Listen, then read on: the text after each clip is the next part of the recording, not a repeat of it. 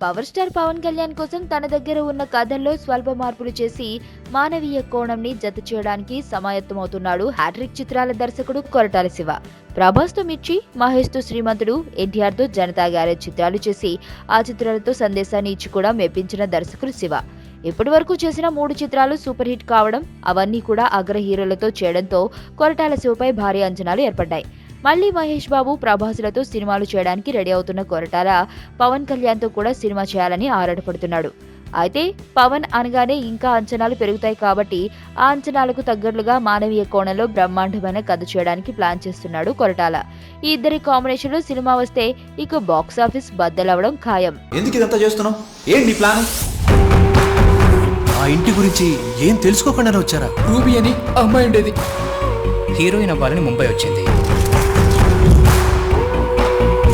చేతిలో బంగారం పెట్టుకుని పిచ్చోడ్లా మాట్లాడుతున్నాం. ఎవరు అసలు మేడం వీడు? నా మేనేజర్.